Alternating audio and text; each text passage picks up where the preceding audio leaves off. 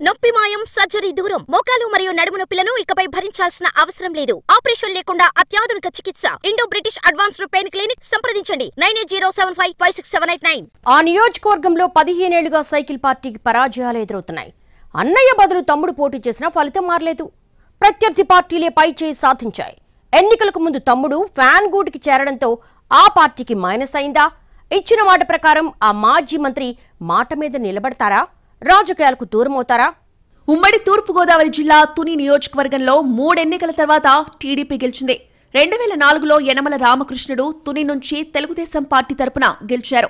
1983 నుంచి 2009 వరకు ఎమ్మెల్యేగా రామకృష్ణుడు పనిచేశారు. 2009 అసెంబ్లీ ఎన్నికల్లో తొలిసారి ఓటమితో ప్రత్యక్ష రాజకీయాలకు గుడ్ బై చెప్పేశారు.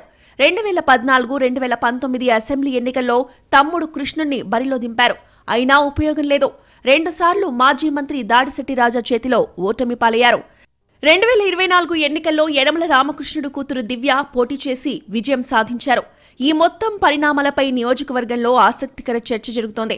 అసెంబ్లీ టికెట్ తనకు రాదని తెలుసుకున్న యనమల కృష్ణుడు ఎన్నికలకి 2 నెలల ముందు సైకిల్ పార్టీకి గుడ్ బై చెప్పేశారు. అనేక ఆరోపణలు చేస్తూ ఫ్యాన్ పార్టీలోకి వెళ్లిపోయారు. అదే తమకు కలిసొచ్చిందని ఇప్పుడు టీడీపీ లెక్కలేస్తోందట. 1983 నుంచి తుని ఎమ్మెల్యేగా రామకృష్ణుడున్నప్పటికీ కృష్ణుడే చక్రం తిప్పారు. పార్టీ హ్యాట్రిక్ ఓటములకు కృష్ణుడు కారణమని పక్కన పెట్టిందట. దీంతో ఆయన వైసీపీలోకి వెళ్లిపోవడం నెగిటివ్ మొత్తం కృష్ణుడితో వెళ్లిందని తెలుగు తమ్ముళ్లు అంచనా వేస్తున్నారట. ఆ వ్యతిరేకత వైసీపీకి మైనస్ అయిందని చర్చ జరుగుతోంది.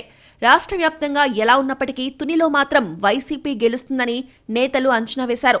అయితే అందుకు భిన్నంగా ఇప్పుడు రిజల్ట్స్ వచ్చాయి. తుని టీడీపీ కోఆర్డినేటర్గా పక్కన పెట్టినప్పటి నుంచి వైసీపీలో చేరాలని యనమల కృష్ణుడు విశ్వ ప్రయత్నాలు చేశారు.